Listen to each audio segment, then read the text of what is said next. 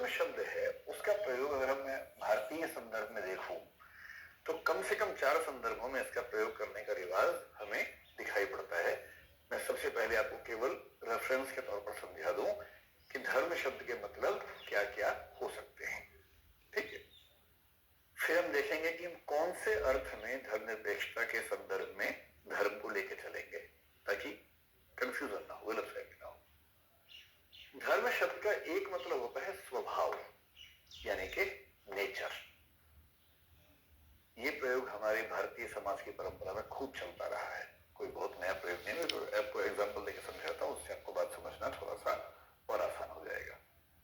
धर्म शब्द का एक और मतलब होता है जिसको बोलते हैं कर्तव्य, यानी कि ड्यूटी, यानी कि रिस्पॉन्सिबिलिटी। मेरी जो जिम्मेदारी है वो मेरा धर्म है। धर्म शब्द का एक तीसरा मतलब होता है जिसको हम कहते हैं मजहब, या और सरल भाषा में कह दूं तो जिसको पंथ कहते हैं, जिसको संप्रदाय कहते हैं। एक अर्थ वो भी होता है धर्म शब्द का। और धर्म शब्द का एक और अर्थ भी होता है जिसके लिए कोई एक शब्द लिखना बड़ा मुश्किल काम है, लेकिन मैं ये आपसे कह सकता हूं कि धर्म का मतलब हुआ, मैं फिलहाल आपको एक शब्द से काम चलाता हूं और वो शब्द है साधना पद्धति। इसको मैं थोड़ा सा विस्तार में आपको समझा दूंगा कि मैं क्या कहना चाह रहा हूं।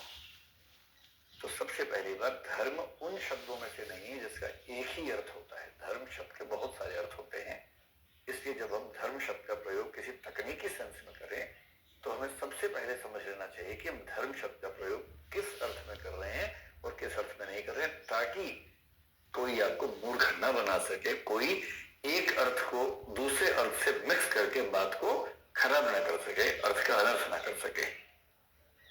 इन सब का अर्थ क्या क्या होता है थोड़ा सा समझ के देखते हैं।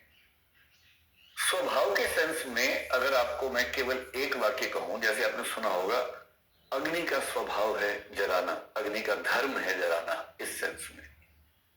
हवा का धर्म है बुझाना या सुखाना, जल या पानी का धर्म है प्यास बुझाना, जब हम ये कहते हैं तो यह स्वभाव की बात है। स्वभाव का मतलब नेचर की बात है, जो नेचुरल कैरेक्टरिस्टिक है उसकी बात है।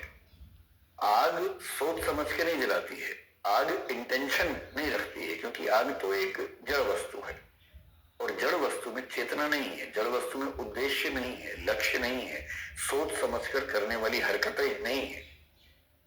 इसलिए जब हम कहते हैं कि अग्नि का धर्म है जलाना, तो अग्नि क्योंकि एक जड़ वस्तु है, एक मैटर है, एक भौतिक वस्तु है, इसका मतलब होता है कि जब हम किसी चीज के स्वभाव की बात करें कि इसके तो नेचर ही ये है, तो हम कहेंगे ये उसका धर्म है।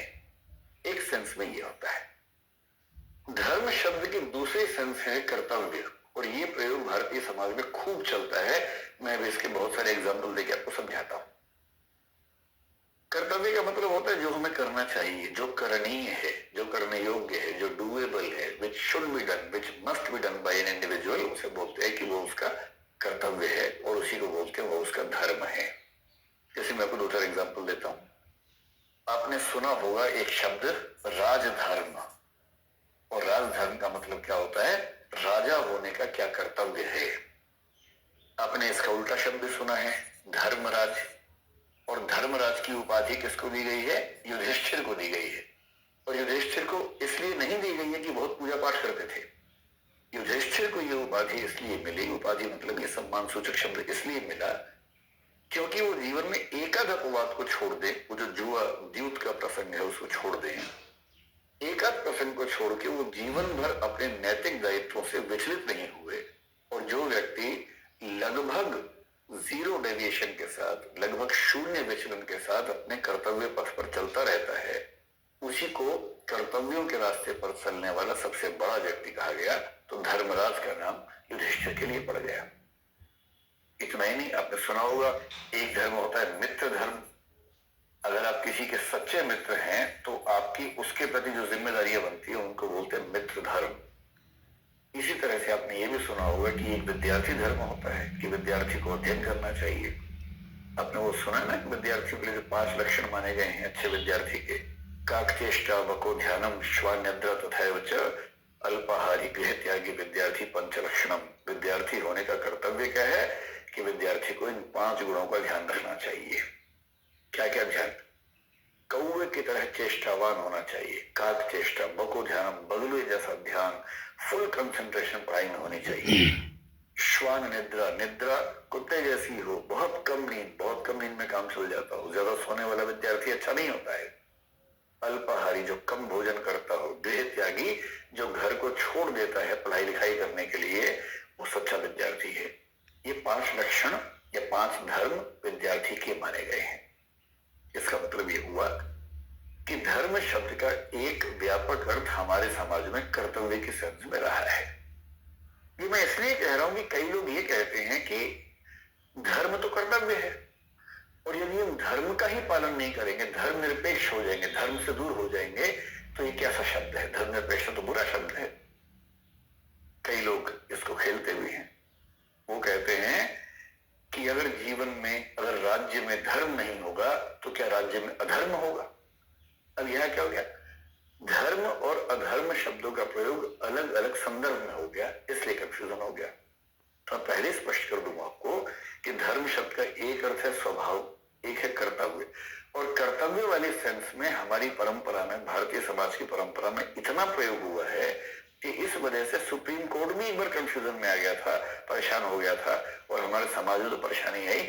तो मैं इसको थोड़ा सा रोक के पहले कर्तव्य के अर्थ में आपको दिखाता हूं कि धर्म शब्द का प्रयोग किस किस सेंस में हो सकता है। देखिए, मैं कुछ रेफरेंसेस आपके सामने लाया हूं ताकि आप समझ सके। ये महाभारत का जिक्र है, महाभारत का ही एक हिस्सा गीता है, आप जानते हैं।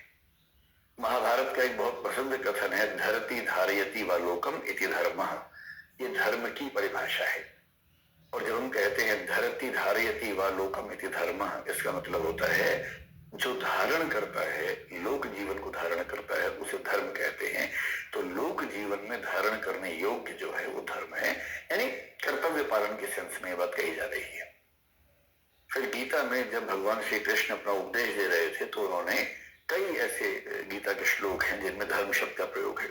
कहीं कहीं स्वधर्म शब्द का प्रयोग है, स्वधर्म एक अलग चीज है। कहीं कहीं परधर्म शब्द का प्रयोग है, परधर्म भी अलग चीज है। लेकिन जब स्वधर्म और परधर्म का प्रयोग ना हो, केवल धर्म का प्रयोग हो, वहां धर्म का मतलब उनका कर्तव्य पालन से है। हालांकि इस पर डिबेट है कि गीता में जो स्वधर्म की धारणा है उसका संबंध वर्ण व्यवस्था से लिंक होता है या नहीं होता है, इसे खूब डिबेट है। कभी जब गीता के इथिक्स पर बात करेंगे तो हम उस डिबेट को समझेंगे। फिलहाल ये देखें कि यह धर्म शब्द का प्रयोग कैसे हुआ है। गीता में कृष्ण जी कह रहे हैं, यदा यदा ही धर्मस्य ग्लानिर्भवति भारत। भारत अर्जुन का नाम, अर्जुन को बोल रहे, हे भारत, हे पार्थ, जब जब धर्म की हानि होती है तब तब अभ्युत्थानम धर्मस्य, तब तब धर्म का अभ्युत्थान करने के लिए, धर्म को पुनः आगे बढ़ाने के लिए, सृजाम्यहम तदात्मानम सृजाम्यहम, मैं बार बार सृजन में आता हूं, अवतार के रूप में आता हूं। अवतारवाद की धारणा भी गीता में यहां से निकलती है। वही बात दूसरे श्लोक में भी, परित्राणाय साधूनाम विनाशाय च दुष्कृताम धर्म संस्थापनार्थाय संभवामि युगे युगे। इसमें भी धर्म शब्द का इस्तेमाल हुआ है।